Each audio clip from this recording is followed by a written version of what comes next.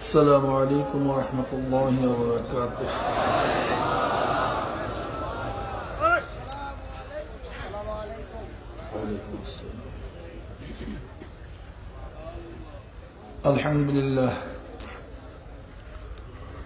الحمد لله نحمده ونستعينه ونستغفره ونعوذ بالله من شرور أنفسنا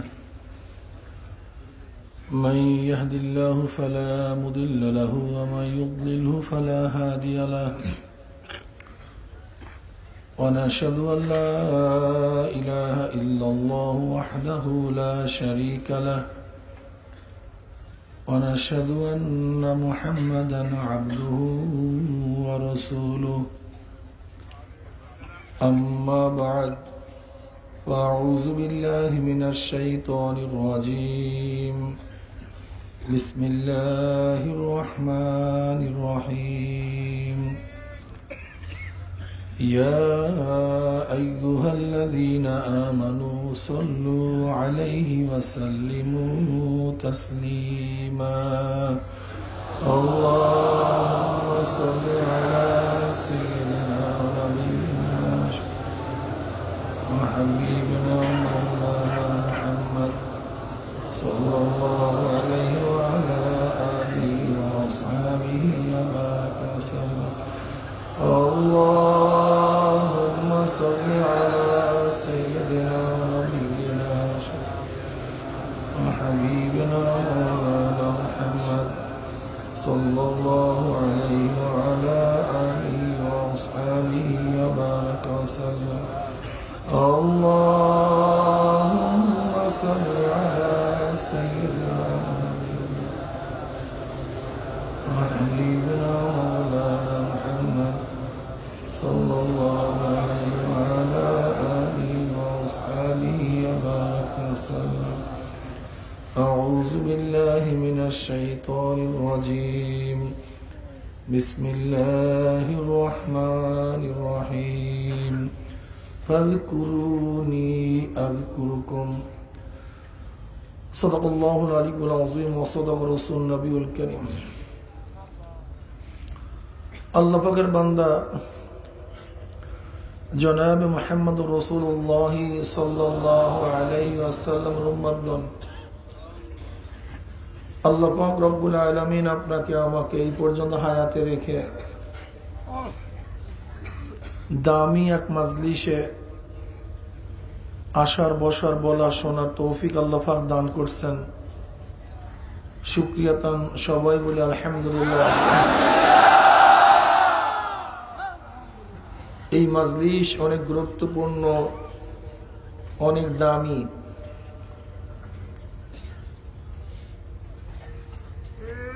গোটা মাজলিসকে ফেরেশতারা ঘিরে ফেলেছে। অনবরত মাজলিস বা রহমত সাকিনা বর্ষণ হইতেছে। আল্লাহ পাক রব্বুল আলামিন মাজলিসকে কেন্দ্র করে ফেরেশতাদের মধ্যে আলোচনাও শুরু করছে। وعن أبي هريرة رضي الله تعالى عنه وعن أبي سعيد الخدري رضي الله تعالى عنه أنهما شاهد على رسول الله صلى الله عليه وسلم أنه قال لا يقعد قوم يذكرون الله تعالى إلا حفتهم الملائكة وغشيتهم الرحمة ونزلت عليهم السكينة وذكروا الله في من عنده رواه مسلم। যখন কোন সম্প্রদায় জিকিরের মাজলিসে বসিয়া যায়, গোটা এরিয়াকে ফেরেশতারা ঘিরে ফেলায়। অনবরত মাজলিস বা রহমত এবং সাকিনা বর্ষণ হইতে থাকে। আল্লাহ পাক রব্বুল আলামিন জাকিরিনদেরকে নিয়ে ফেরেশতাদের মধ্যে আলোচনা শুরু করেন। এত দামি এক মাজলিস যা চিন্তাও করা যায় না। নবী আলাইহিস সালাতু ওয়াস সালাম এক হাদিসের মধ্যে ফরমান, মা মিন কওমিন ইসতামাউ ইয়াসকুল্লাহ তাআলা লা ইউরিদুনা বিযালিকা ইল্লা ওয়াজহাহু ইল্লা নাদাহুম মুনাদিম মিনাস সামাই আন কুবু মাগফুরাল লাকুম কদ বুদ্দিলাস সাইয়্যাতুহুম হাসানাত।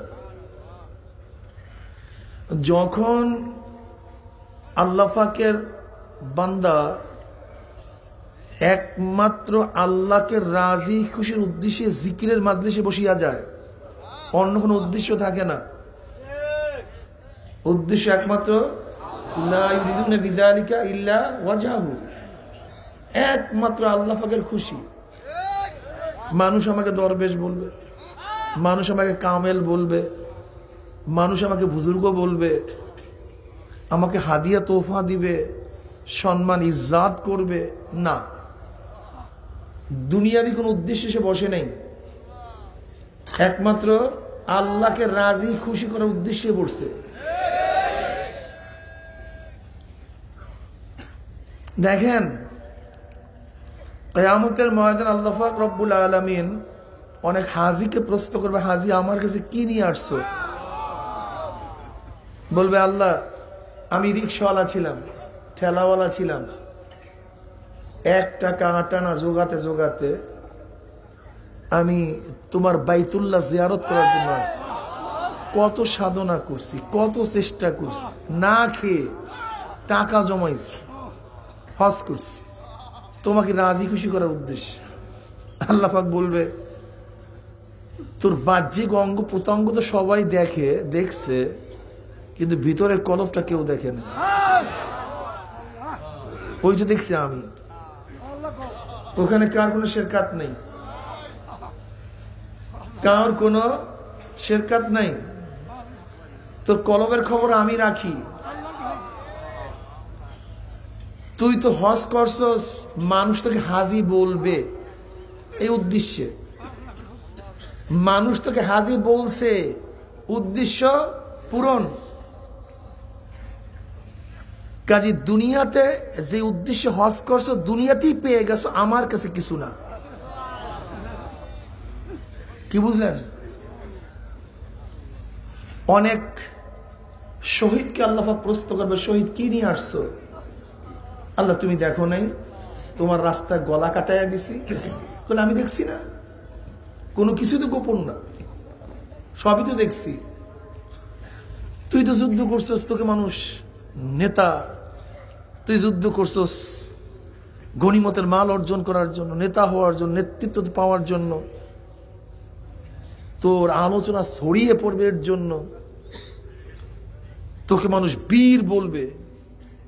কি বলবে? কিলা ইয়া রাসূলুল্লাহ মান কাতালা লিল মাগনামি ওয়া মান কাতালা লিযিকর ওয়া মান কাতালা লিউরা মাকানা ফামান ফি সাবিলিল্লাহ। ক্বালা রাসূলুল্লাহ সাল্লাল্লাহু আলাইহি ওয়াসাল্লাম মান কাতালা লিতাকুনা কালিমাতুল উলিয়া ফাহুয়া ফি সাবিলিল্লাহ। রাহুল বুখারী। এক সাহাবী প্রশ্ন, ইয়া নবী আল্লাহ, কোন ব্যক্তি শহীদ হইছে গনিমতের মাল অর্জন করার জন্য, কোন ব্যক্তি শাহাদাত বরণ করছে তার অবস্থানকে ঠিক রাখার জন্য, কোন ব্যক্তি শহীদ হইছে, মারা গেছে যেন তার নাম ছড়িয়ে পড়ে আলোচিত হয়, সবাই বলে এত বড় বীর ছিল, যোদ্ধা ছিল, এইটা ছিল, সেইটা ছিল। ফামান ফি সাবিলিল্লাহ, যে কারণেই হোক না কেন, এর মধ্যে যেই ব্যক্তি, এই ব্যক্তিগুলি যেই কারণেই মারা যাক না কেন, এর মধ্যে কোন ব্যক্তি আল্লাহর রাহে শহীদ? বলে একজনও না, একজনও না। যে একমাত্র আল্লাহর জন্য, একমাত্র লা ইউরিদুনা বিযালিকা ইল্লা ওয়াজহু, অন্য কোন উদ্দেশ্যে না, একমাত্র আল্লাহর উদ্দেশ্যে জীবন দিবে সেই শহীদ। এছাড়া যুদ্ধের ময়দানে গলা কাটাইল, নিয়াতের মধ্যে গড়বড় থাকলে সে শহীদ হবে না। কিসের মধ্যে? কলবের মধ্যে গলতি থাকলে।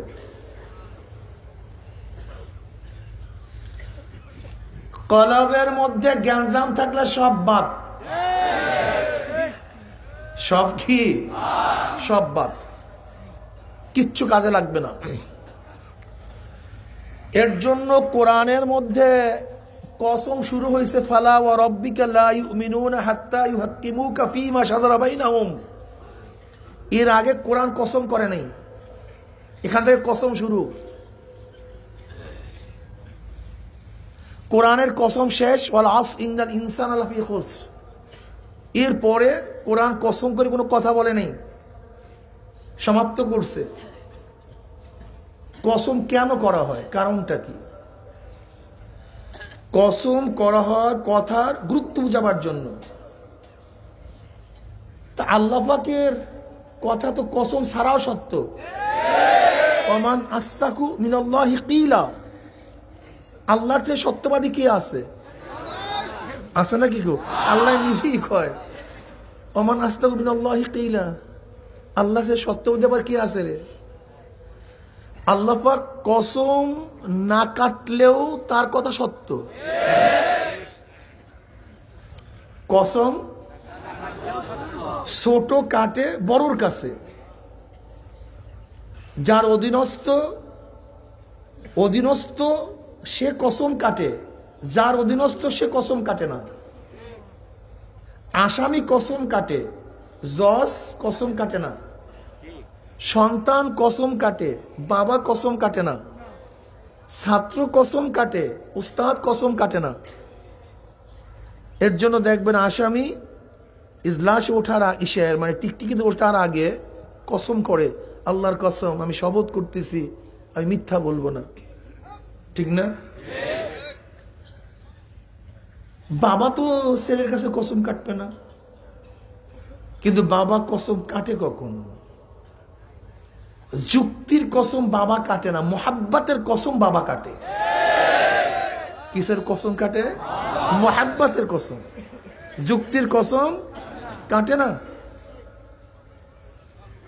বাবা দেখতেছে ছেলেকে যতই বুঝাই আম বাগানে যাইস না, ওখানে বাঘ দেখছে, কিন্তু যতই বুঝাইতেছে বাবা ছেলের চেহারার দিকে তাকায় দেখতেছে যে আমার কথা না মানতেছে না, মোহাব্বত জোশ মারতেছে।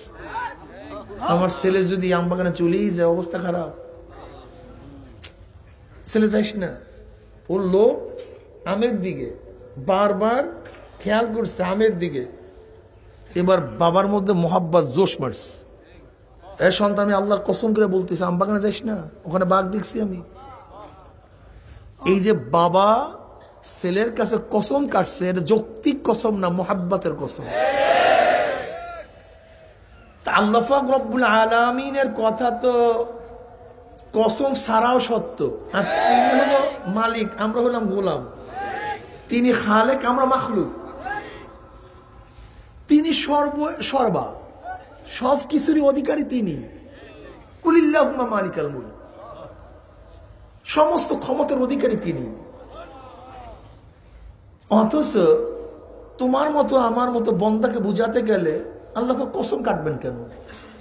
কসম তো কাটা হয় গুরুত্ব বোঝাবার জন্য, কথার বিশ্বাস স্থাপন করার জন্য। কিন্তু আল্লাহ পাক কেন কসম কাটলেন? বন্দার মহব্বতে পড়িয়া, বন্দার মহব্বতে পড়িয়া। এর জন্য আল্লাহ কসম কেটে কথা বলছেন, বন্দা শোন, আমি কসম না কাটলেও কথা তো সত্য, কিন্তু তোর অন্তরের দিকে তাকাই আমি দেখতেছি, আমি তোকে যতই বুঝানোর চেষ্টা করতেছি তুই বুঝতে চাস না, তুই বুঝতে চাস না। মাওলা প্রেমে পড়িয়া গেছে, বন্দার মোহাব্বতে পড়িয়া গেছে, মনটাকে ভালোবাসে মাওলা। এবার কসম কাটছে, বন্দা শোন, আমি কসম করে বলতেছি। তা আল্লাহ পাক রব্বুল আলামিন কসম করে কথা বলছেন। প্রথম ওখান থেকে কসম শুরু, ওয়াল আসর কসম শেষ, মাঝখানে কসম করে অনেক কথা বলছেন। ওয়াদ-দুহা ওয়াল-লাইলি ইযা সাজা ওয়াত-তিনি ওয়াজ-যাইতুনি ওয়া তুরি সিনিনা, বহুত কসম করে কথা বলছেন। এর মধ্যে সবচেয়ে বেশি কসম কাটছেন কখন? তাজকিয়া নফসের বয়ান করার আগে। কিসের বয়ান করার আগে? তাজকিয়া নফসের কথা বলার আগে সবচেয়ে বেশি কসম কাটছেন। ওয়াশ-শামসি ওয়া-দুহাহা ওয়াল-কমারি ইযা তালাহা ওয়ান-নাহারি ইযা জাল্লাহা ওয়াল-লাইলি ইযা ইয়াগশাহা ওয়াস-সামাই ওয়া মা বানাহা ওয়াল আরদি ওয়া মা তাহাহা ওয়া নাফসিন ওয়া মা সাওয়াহা ফাআলহামাহা ফুজুরাহা ওয়া তাকওয়াহা ক্বাদ আফলাহা মান যাক্কাহা ওয়া ক্বাদ খাবা মান দাসসাহা। প্রায় 9টা কসম কাটছে। এতগুলি কসম কাটার কারণটা কি? তাসকিয়ার গুরুত্ব বুঝাবার জন্য, আজমত বুঝাবার জন্য। তাসকিয়া সবচেয়ে গুরুত্বপূর্ণ বিষয়। যেহেতু গুরুত্বপূর্ণ বিষয়, তাসকিয়া অর্জন করা সবচেয়ে কঠিন বিষয়। যেরকম তাসকিয়ার গুরুত্বও বেশি, তাসকিয়া অর্জন করা কঠিনও বেশি। যেই জিনিস যত বেশি মূল্যবান হয়, সেই জিনিস অর্জন করা তত কঠিন হয়। কি কথা বলেন না কেন? স্বর্ণ দামি, অর্জন করতে সাধনা বেশি। হীরা দামি, সব জায়গায় পাওয়া যায় না, অর্জন করতে সাধনাও বেশি। ঠিক না? সবুজ ইয়াকুত পাথর দামি, সব জায়গায় পাওয়া যায় না, মাঝে মাঝে পাওয়া যায়। তা যেহেতু তাসকিয়া নফস সবচেয়ে কঠিন, সবচেয়ে জটিল, এর জন্য তাসকিয়া নফসের আগে আল্লাহ পাক প্রায় 9টা কসম খেয়ে বলতেছেন যে আত্মাকে পবিত্র করতে পারছে সেই নাজাত পেয়ে গেছে, আর যে আত্মাকে পবিত্র করতে পারে না সে ধ্বংস হয়ে গেছে।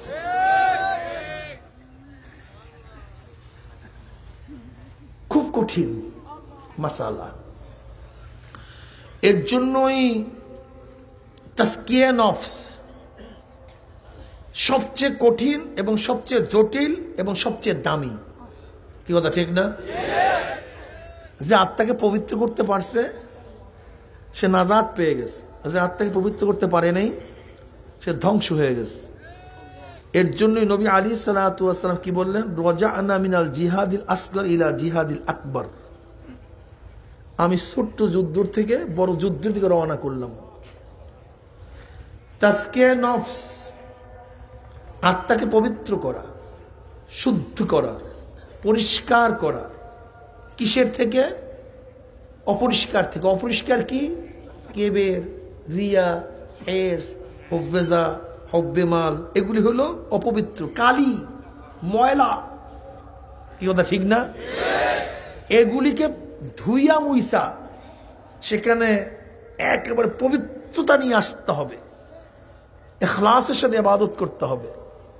কিসের সাথে? ওমা উমিরু ইল্লা লিয়াবুদুল্লাহ মুখলিসিনা লাহুদ্দিন। ওমা উমিরু, আমি তোমাদের কোনো আদেশই করি নাই, কোন ইবাদতের আদেশ করিনি। ওমা উমিরু, কোন আদেশ নেই, না নামাজ, না রোজা, না হজ, না যাকাত, না জিকির, না তেলাওয়াত, না দান, কোন ইবাদতের প্রয়োজন নেই। হ্যাঁ, নামাজ পড়বা, ইখলাসের সাথে পড়তে হবে। রোজা রাখবা, ইখলাসের সাথে রাখতে হবে। জিকির করবা, ইখলাসের সাথে করতে হবে। বয়ান করবা, ইখলাসের সাথে করতে হবে। তেলাওয়াত করবা, ইখলাসের সাথে করতে হবে। দান করবা, ইখলাসের সাথে করতে হবে। জিহাদ করবা, ইখলাসের সাথে করতে হবে। হজ করবা, ইখলাসের সাথে করতে হবে। আলেম হবা, ইখলাসের সাথে হতে হবে। ইখলাসবিহীন নামাজ কোনো গুরুত্ব নেই। রোজা ইখলাসের সাথে কোনো দাম নাই। বসান না কেন? ইখলাসের সাথে রোজা দামি। কি কথা ঠিক না? আর ইখলাসবিহীন যত পাহাড় পরিমাণে ইবাদত হোক, কোনো কাজে লাগবে না। আমি কথাটা বুঝাতে পারছি? এর জন্য তাসকিয়া নফস, তাসকিয়া নফস, আত্মাকে পবিত্র করা।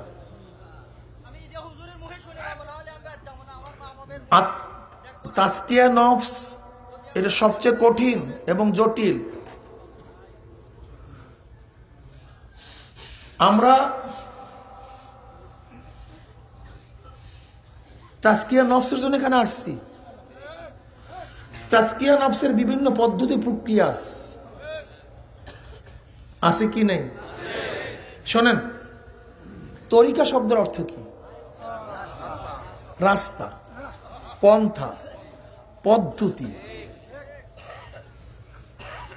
চিশতিয়া তরিকা চিশতিয়া তরিকা চিশতি পদ্ধতি, সাবরিয়া তরিকা সাবরিয়া পদ্ধতি। বলতে পারেন হুজুর শরিয়ত তো এক, ইসলাম এক, কোরআন এক, আল্লাহ এক, এত পদ্ধতি পাইলেন কই? কি কথা বলেন না কেন? আপনারা তো ঝামেলা সৃষ্টি করছেন, কথা বলেন না কেন? তাহলে আমরা কি বলবো?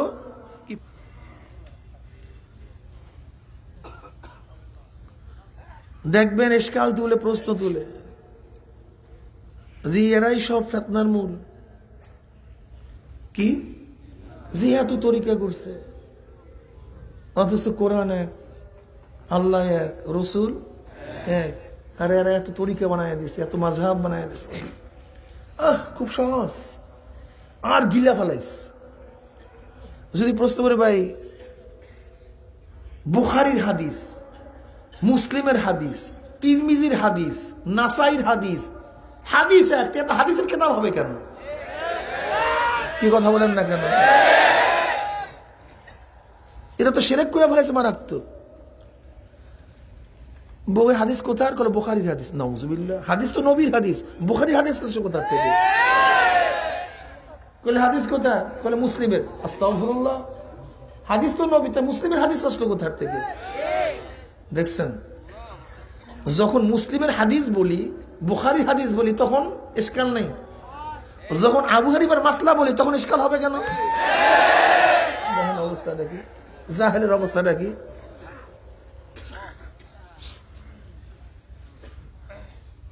কিরে ভাই তুই মাদ্রাসায় কি লিখছো? বলি বৈজ্ঞানিক পদ্ধতিতে কোরআন শিক্ষা। হ্যাঁ, কি পদ্ধতি?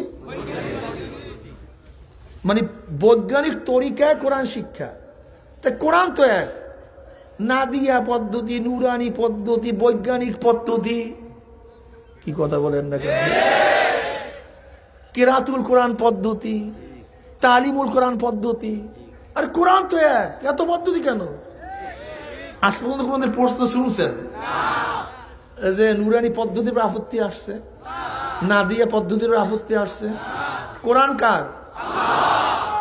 দোকানে গিয়ে কি বলেন ভাই একটা নুরানি কোরআন শরীফ দেন, আগে না হয় কেন? না বুঝে খেলে না হয় না, কি গিয়ে বলেন কি ভাই নুরানি কোরআন শরীফ দেন, ভাই একটা হেফজ কোরআন শরীফ দেন, ভাই কলিকাতার সাফার এক কোরআন শরীফ দেন। এত কোরআন বানাইলেন কই? মানে উদ্দেশ্য তো কোরআন শিক্ষা, তরিকা তো উদ্দেশ্য না। এক একজন গবেষক গবেষণা করে উদ্দেশ্য হলো তার কোরআন সহি করা। কেউ ভাবছে এই পদ্ধতিতে যদি সহি করা যায় ও ব্যক্তি তাড়াতাড়ি সহি করতে পারবে। কেউ মনে করছে এই পদ্ধতিতে যদি কাজ করা যায় কোরআন জলদি জলদি শিখতে পারবে।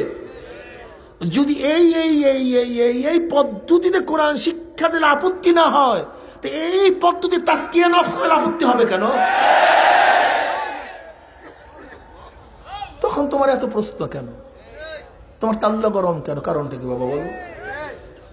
হ্যাঁ, যদি নবীর হাদিস হয় সেখানে বুখারীর হাদিসকে তুমি আসাহুল হাদিসে বাদা কিতাবিল্লাহি বলবা, মুসলিমের হাদিস অনেক সহি, এই হাদিসের তরতিব এত সুন্দর, তখন তরতিব অনুযায়ী তুমি কোন ইমামদের ইশকাল তুললা না, সনদের ব্যাপারে কোন ইমামদের ইশকাল তুললা না, তার পদ্ধতির ব্যাপারে কোনো মুহাদ্দিস এইভাবে কিতাব শুরু করছে, কেউ এইভাবে শুরু করছে, কেউ এইভাবে শুরু করছে, কেউ এইভাবে তারতিব দিছে, কি কথা ঠিক না?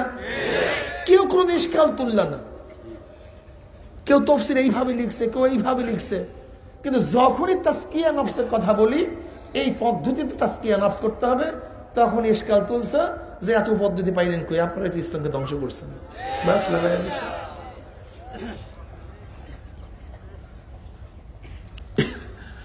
দেখেন বলি কিরে ভাই তোর বাড়ির দরজায় যে উস্তাদ আছে, তুই এই 1 মাইল দূর 3 মাইল দূর হাইটে আসছিস কেন? ঘটনা কি?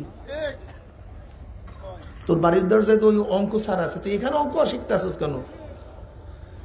কলে ওই স্যারের পদ্ধতি খুব সহজ। কি স্যারের পদ্ধতি সহজ? বলি কিরে ভাই, তোর বাড়ির সামনে দিয়ে ইংলিশ প্রফেসর আছে, মাস্টার আছে, তা তুই 5 মাইল দূরে আসছোস কেন? বলে স্যারের গ্রামারের পদ্ধতি খুবই সহজ, স্যারের সূত্র খুবই, বুঝাবার পদ্ধতি বুঝেন নাই? তা তোমার বাড়ির দরজা ওলামাদের অভাব নাই, আলেমদের অভাব নাই, তো চরমনাই আসছো কেন?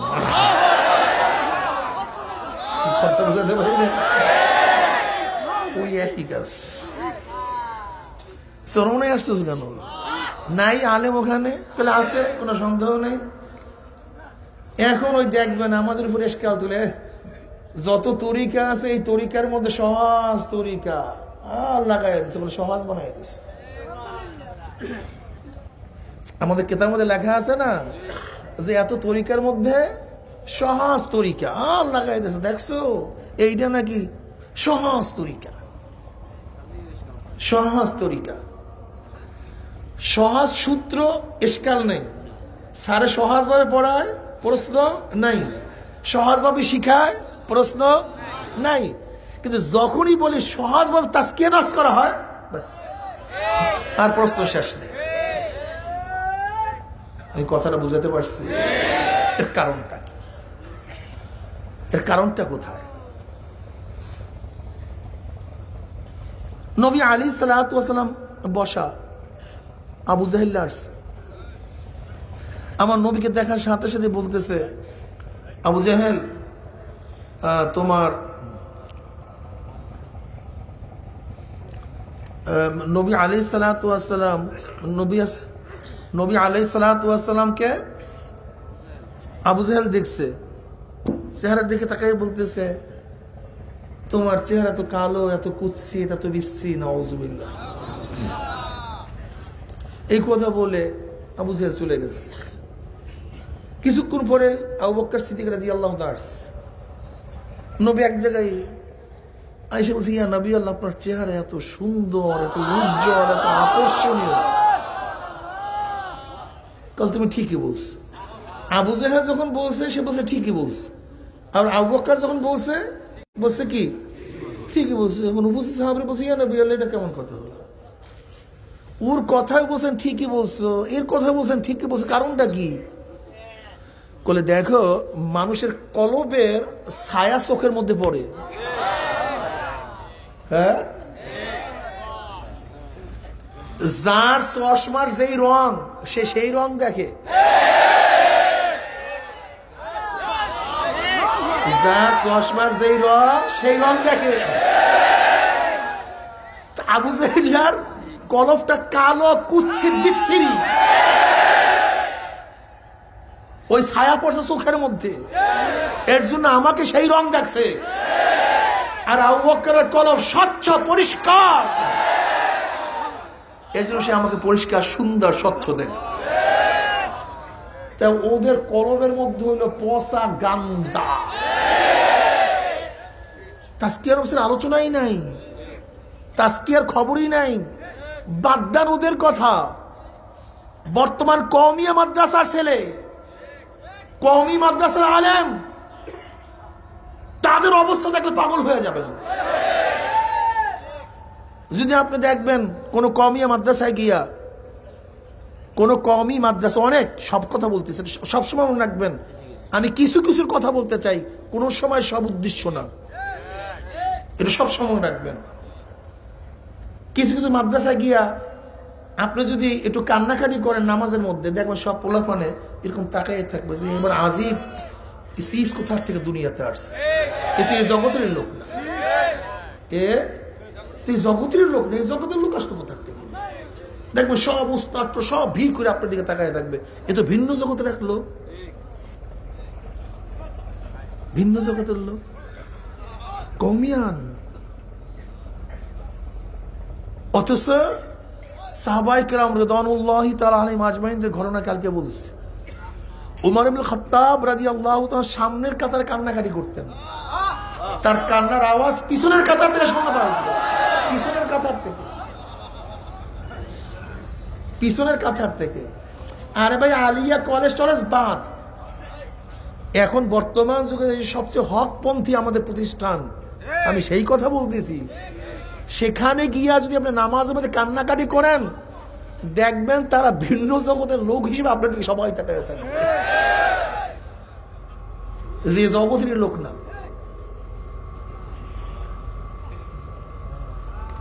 বুঝতে পারছি? অসত রশিদ আহমদ গঙ্গি রহমত হালাত কি, কাসেম নাজুর রহমতুল্লাহ হালাত কি, তাদের অবস্থানটা কি চিন্তাও করা যায় না।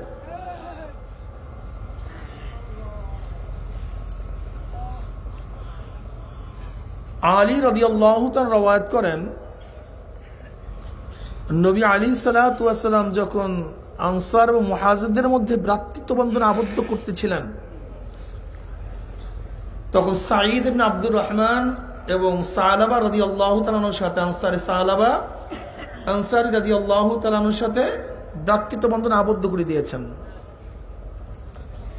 হযরত সাঈদ রাদিয়াল্লাহু তাআলা আনহুর বাসায় হযরত সালাবা রাদিয়াল্লাহু থাকেন, খেদমত করেন, ভাই, মোমেন ভাই, মুসলিম ভাই। হযরত সাঈদ রাদিয়াল্লাহু তবুকের যুদ্ধে চলে গেছেন। সাহাবা আনসারী রাদিয়াল্লাহু তাআলা আনহু তিনি পরিবার পরিজনকে দেখাশোনা করতেছেন, কাঠ কাটিয়ে আনেন, পানি আনেন, সেবা শুশ্রূষা করেন। একদিন যখন পানি নিয়ে আসছেন পর্দার আড়ালে, হঠাৎ শয়তান তাকে বলতেছে, পর্দা উঠে দেখো না ভিতরে কি, দেখো ভিতরে কি। সাহাবা রাদিয়াল্লাহু তাআলা আনহু পর্দা উঠালেন। সাঈদ ইবনে আব্দুর রহমান রাদিয়াল্লাহু তাআলা স্ত্রী খুবই সুন্দরী সুশ্রী ছিল, তাকে দেখার সাথে সাথে সহ্য করতে পারলেন না, দৌড়ে স্পর্শ করলেন। অমনি সাঈদ রাদি স্ত্রী বলতেছে, তুমি তোমার ভাইয়ের হেরেমের মর্যাদা রক্ষা করতে পারলা না, তুমি কি করতেছো? অমনি তার হুশার্স। এবার হায় আফসুস, আমি কি করলাম, আমি কি ভুল করলাম, আমার কি হবে, আমার কি উপায়। শুরু হয়ে গেছে। এবার কাঁদতে তওবা করতে করতে, আফসোস করতে করতে পাহাড়ে চলে গেছে। সেখানে বসে শুধু কান্নাকাটি করতে, হায় আফসোস, আমার কি হবে, আমি কি করলাম, আমার উপায় কি, আল্লাহ আমাকে মাফ করবে কিনা, আমার কিয়ামতে কি উপায় হবে, পুলসিরাতে কি উপায় হবে, শুধু আফসোস করতেছে, কাঁদতেছে। যখন তবুকের যুদ্ধ থেকে সবাই ফিরে আসছে, সবার সাথে সাক্ষাৎ করার জন্য আসে, কিন্তু সাঈদ রাদিয়াল্লাহু তাআলার ভাই তো আসে না। বাড়িতে জিজ্ঞাসা করছে, কই আমার ভাই কই, সে আসে না কেন? সে তো আপনার হেরেমের মর্যাদা রক্ষা করতে পারে নাই, সে তো পাপের মধ্যে ডুব দিছে, কোথায় আছে সে? দেখেন কোথায় আছে।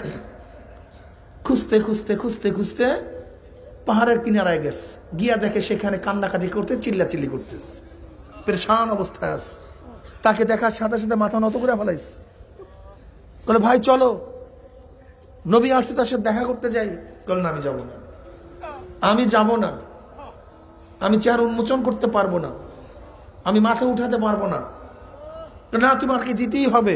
হ্যাঁ, আমি যাইতে পারি, যদি কয়েদির মতো আমাকে হাতে পার মধ্যে শিকার লাগাই নিতে পারো, তাহলে আমি যেতে পারি। তাই করা হইল, হাত পার মধ্যে শিকার লাগাইয়া নিয়ে আসছে। তার একটা মেয়ে ছিল খানসা এসে বলতে, চলেন আমরা ওমরের কাছে যাই, দেখি সে আপনার তওবা কবুল করে কি করে না। ওমর ইবনে খাত্তাব রাদিয়াল্লাহু তাআলার কাছে গেছে। যাওয়ার পরে তিনি বলছেন, আমি তো এই অপরাধ করিয়া ফেলাইছি, আমাকে কি মাফ করবেন? তওবার দরজাকে খোলা আছে। বের হয় এখান থেকে, আমার ইচ্ছা হয় আমি উঠে তোর চুলকে ছিঁড়া ফেলাই। বের হয় এখান থেকে, আমার কাছে তওবার কোনো সুযোগ নেই, বের হয় এখান থেকে।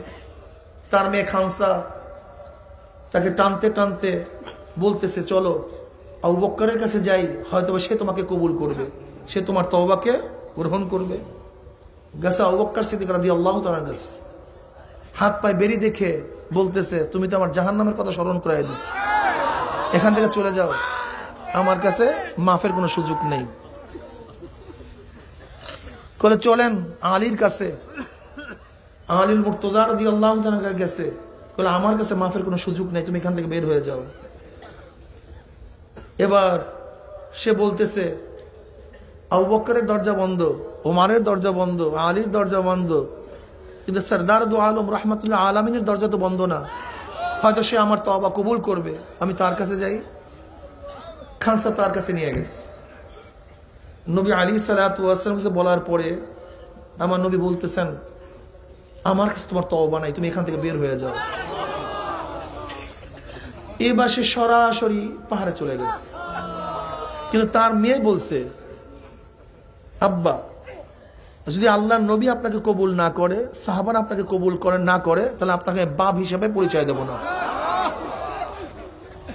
এবার সে পাহাড়ে চলে গেছে। পাহাড়ে গিয়ে শুধু কান্দে, হায় আফসোস, কি করলাম, আমার কি উপায়, আমার ধ্বংস, আমার মৃত্যু। শুধু কান্দে, রোনাজারি করে, সারা রাত্র কান্দতে থাকে, সেজদায় পড়িয়া থাকে, আফসোস করতে থাকে, তওবা করতে থাকে। মাওলার রহমতের দরিয়ার মধ্যে জোশ মারছে।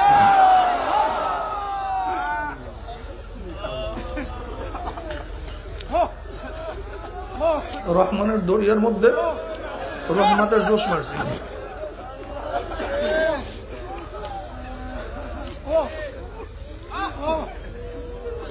এবার রহমান জিবরাইলকে পাঠাইছে, যা গিয়ে আমার নবীকে বল আসমান কে বানাইছে, জমিন কে বানাইছে, তোমাকে কে বানাইছে, প্রশ্ন কর। জিবরিল আলাইহিস সালাতু ওয়াস সালাম আসছে, সালাম দিছে, বলছি ইয়া নবী আল্লাহ, আল্লাহ পাক প্রশ্ন করছে আসমান কে বানাইছে, আপনি না আল্লাহ? বলে আমি কেন, আল্লাহ। বলে জমিন কে বানাইছে, আপনি না আমার মাওলা? সবই তোমার মাওলায় সৃষ্টি করছে।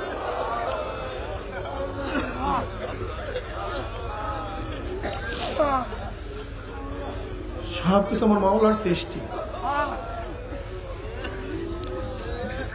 এবার জিবরিল আলাইহিস সালাতু ওয়াস সালাম বললেন ওই মাওলা ওই ব্যক্তিকে ক্ষমা করে দিস।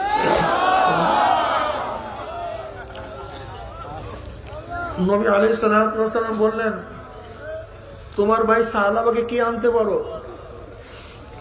হযরত আবু বকর ওমর রাদিয়াল্লাহু দাঁড়ায় গেছে, বলে আমরা আনবো। হযরত সালমান ফারসি রাদিয়াল্লাহু তাআলা আলীল মুর্তজা রাদিয়াল্লাহু দাঁড়ায় গেছে, আমরা আনবো। নবী আলাইহিস সালাতু ওয়াস সালাম আবু বকর এবং ওমরকে ইজাজত দিলেন না, সালমান ফারসি রাদিয়াল্লাহু তাআলা এবং আলী রাদিয়াল্লাহু ইজাজত দিলেন, তোমরা তোমার ভাইকে খোঁজ করে নিয়ে আসো এবং এই সুসংবাদ জানায়া দাও। সালমান ফারসি রাদিয়াল্লাহু তাআলা আনহু আলী রাদিয়াল্লাহু তাআলা খোঁজে বের হইছে। খুঁজতে খুঁজতে এক রাখালের সাথে দেখা। তারা প্রশ্ন করছে, ভাই আল্লাহর নবীর কোন সাহাবী কি দেখছো? বলে জাহান্নাম থেকে যে ভেগে আসছে এরকম কোন ব্যক্তিকে তালাশ করতে আসছেন নাকি? বলে হ্যাঁ। বলে অপেক্ষা করুন, সন্ধ্যার সময় পাহাড়ের ওই কিনারায় আসবে, আসিয়া সারা রাত তো চিল্লাইতে থাকে।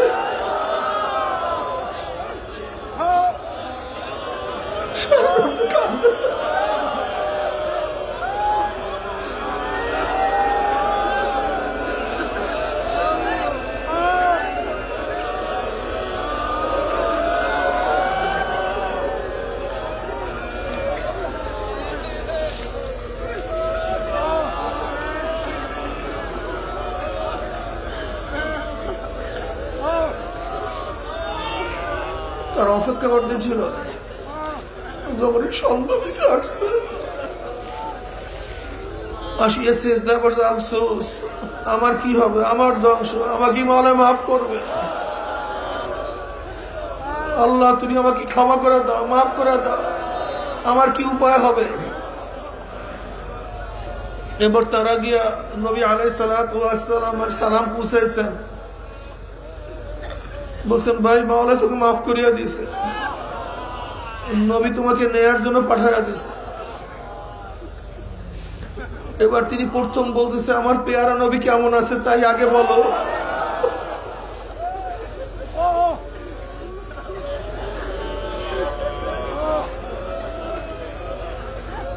আর তুমি আমি কি করতাম, তুমি আমি কি করতাম? আরে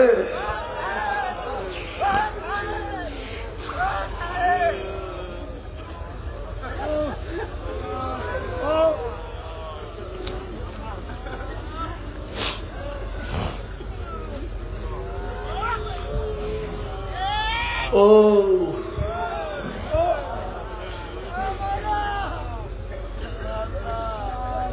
তারা যখন তাকে নিয়ে আসছে,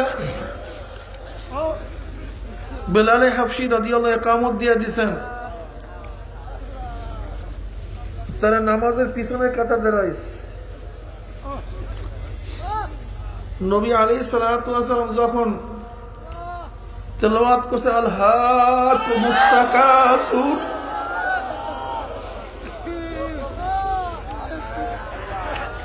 একটা চিল্লান দিস, প্রাচুর্য সব ধ্বংসর মূল। যখন তেলাওয়াত করে হাত্তা যুরতুল মাকাবির, এই আয়াত তেলাওয়াত করার সাথে সাথে চিল্লান দিয়ে বেহুশ হইয়া দুনিয়ার থেকে বিদায় হয়ে গেছে।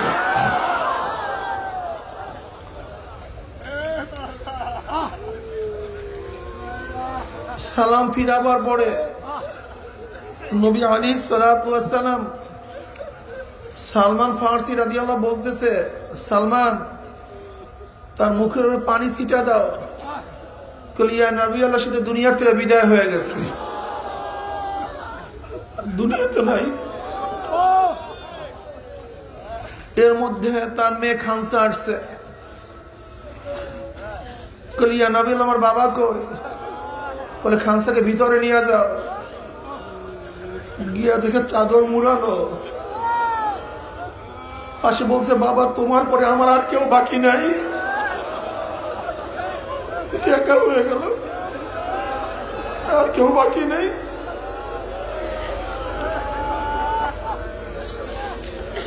এবার নবী আলাইহিস সালাতু ওয়াস সালাম বলেন, খানসা তুমি কি এটা পছন্দ করো যে ফাতেমা তোমার বোন হবে, আমি তোমার বাবা হব?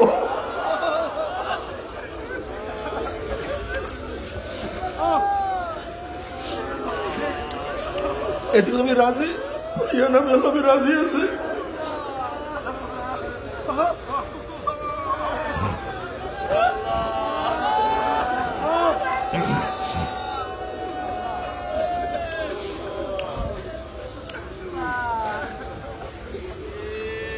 এবার নবী আলাইহিস সালাতু ওয়াস সালাম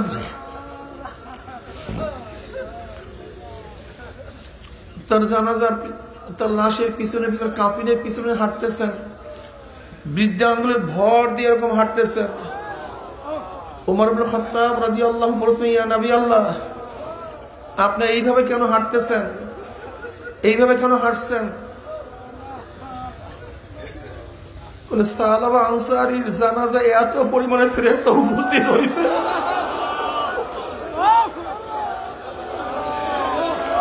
والذين إذا فعلوا فاحشة أو ظلموا أنفسهم ذكروا الله ومن يغفر الذنوب إلا الله।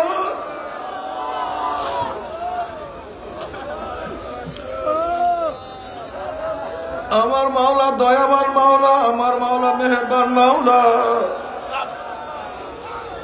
আমার মাওলা এত মেহেরবান, এত দয়াবান, এত মেহেরবান আমার মাওলা।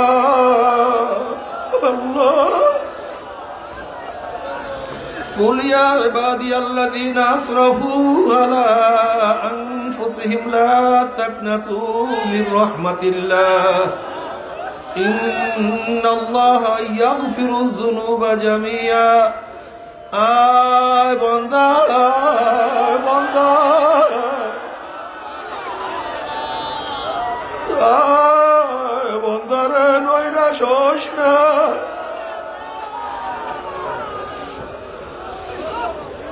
বাবার সাথে সন্তান বারবার অন্যায় করলে বাবা তেজ্জু পুত্র করিয়া দেয়। মালিকের সাথে বারবার অন্যায় করলে গোলামকে লাথি মারিয়া তারাইয়া দেয়।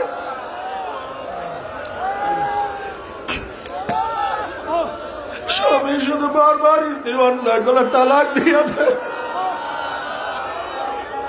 বন্ধুর সাথে বন্ধু বারবার অন্যায় করলে সম্পর্ক শেষ করিয়া দেয়। আর আমার মাওলা এত মেহেরবান, এত দয়াবান, আমরা বারবার অন্যায় করার মাওলা ডাক দেব, বান্দা নৈরাশ হোস না, বান্দা রে, আল্লাহ, আল্লাহ রে, বাবারে যারা চোর মনে আসছো তওবা করার মতো তওবা করো। আর মনে মনে মাওলা রে, গুনাহ খাতা মাফ না করাইয়া বিদায় দিও না। আল্লাহ, আল্লাহ আমাদের সবাইকে মাফ করিয়া দাও,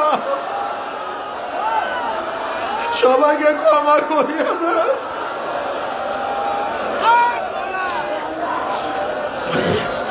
إلا من تاب وآمن وعمل عملا صالحا فأولئك يبدل الله سيئاتهم حسنات وكان الله غفورا رحيما। বন্ধরে যদি তওবা করার মতো তওবা করতে পারো, তবে আমরা সবাই গুনাহগার, গুনাহ করতে করতে জীবন ধ্বংস করিয়া ভালো হয়েছে। গুনার কোনো শেষ নাই, কোনো সীমা নাই।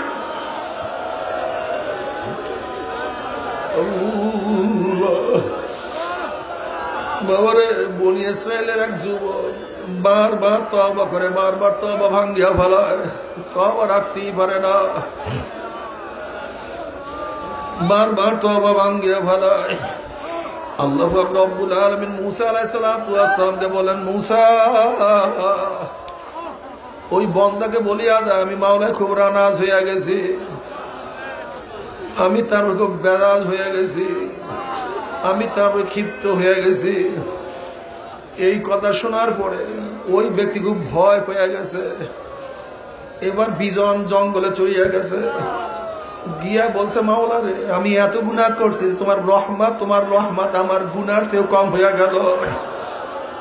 আমি এত অপরাধ করছি, তোমার মাগফিরাত সেই অপরাধকে ক্ষমা করার যোগ্যতা রাখে।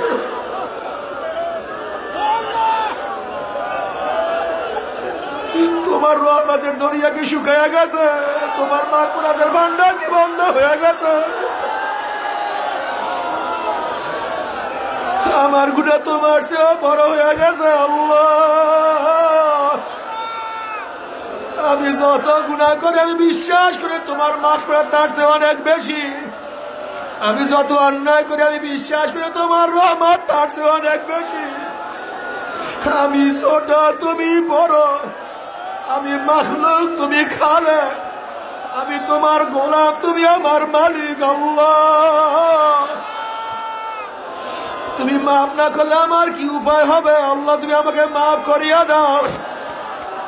অমনি আমার মাওলা পাক রব্বুল আলামিন মুসাকে বলছে, মুসা রে,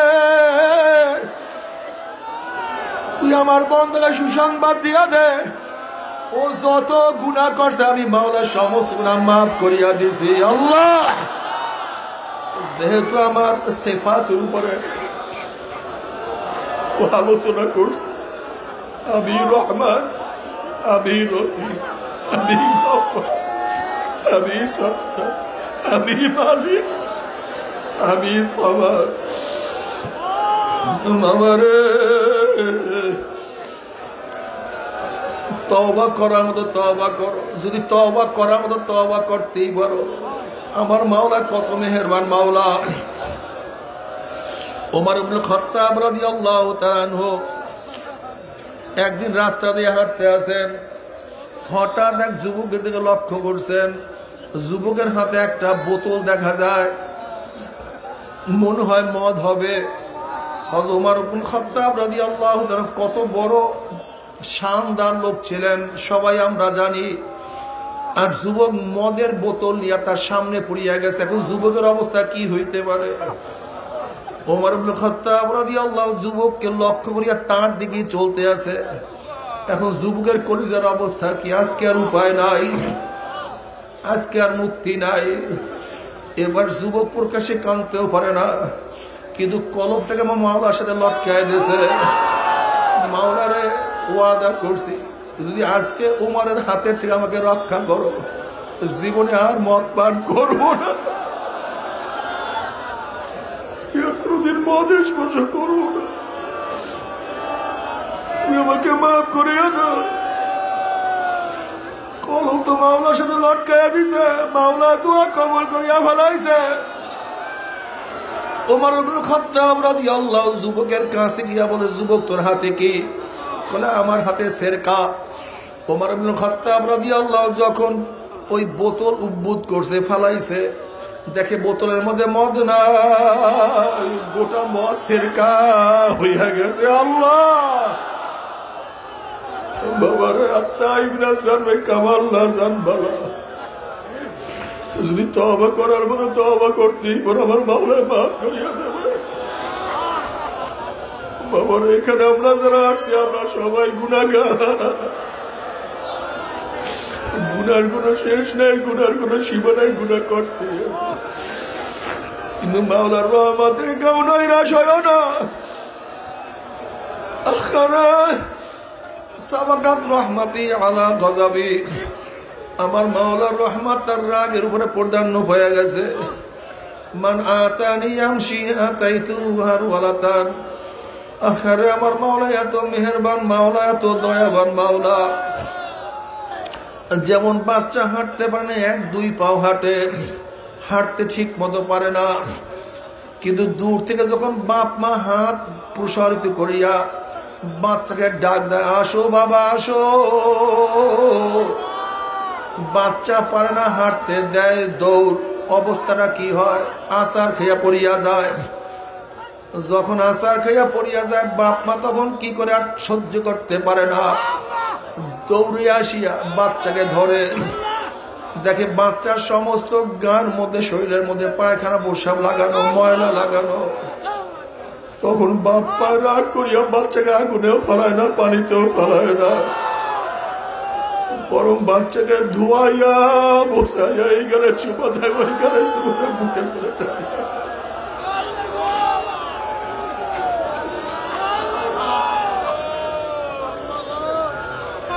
আমার মাওলা রহমান, আমার মাওলা রহিম, আমার মাওলা গফফার।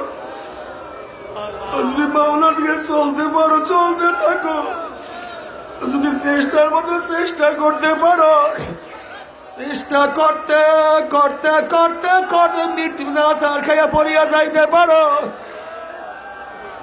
যদি সেই সময় আমল নামায় গুনাহ থাকে, অনেক পাপ থাকে, এগুলো তওবা করতে পারি নাই, আমার মাওলা তোমাকে আমাকে জাহান্নামে দিবে না, শয়তানের সবরটা করবে না, বরং আমার মাওলা মাগফিরাতের পানি দিয়া ধোয়াইয়া পোছাইয়া আমার মাওলার রহমতের কোলের মধ্যে নানিয়া পারবে না।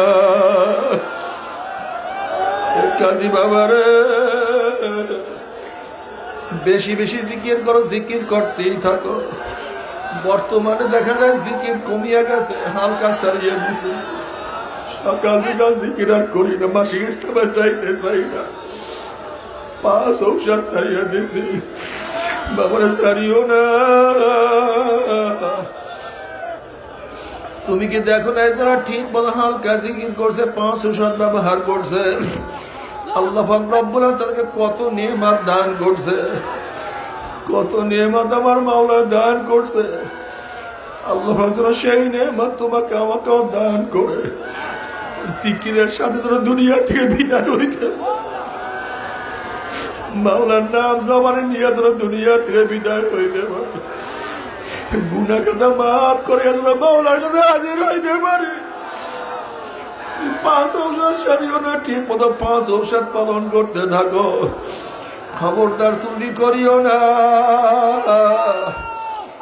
মাওলার পথে মুজাহিদা ছাড়বা না, জিকির আজকার সারিও না। লা